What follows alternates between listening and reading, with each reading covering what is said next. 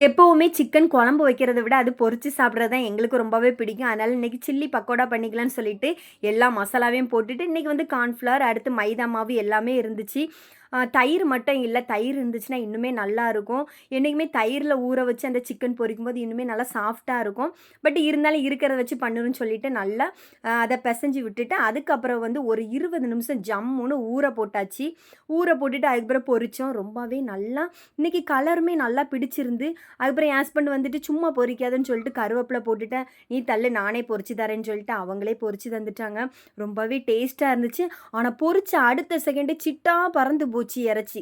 எல்லாரும் சாப்பிட்டுட்டாங்க. அதுக்கப்புறம் மீதி இருக்கிற எண்ணெயில பஜ்ஜி போட்டுருன்னு சொல்லிட்டு, ஒரே ஒரு வாழைக்காய் தான் இருந்து அதுக்கு பஜ்ஜி மாவு ரெடி பண்ணிட்டு, அப்போ உருளைக்கிழங்கும் கொஞ்சம் வச்சு போட்டுக்கிடுவோன்னு சொல்லிட்டு உருளைக்கிழங்கையும் கட் பண்ணி, வாழைக்காவும் உருளைக்கிழங்கும் சேர்த்து பஜ்ஜி போட்டுட்டு, எப்பவுமே சட்னி தானே ரெடி பண்றோம். இன்னைக்கு வந்து சாஸ் வச்சு சாப்பிடலான்னு சொல்லிட்டு சாப்பிட்டோம். ரொம்பவே நல்லா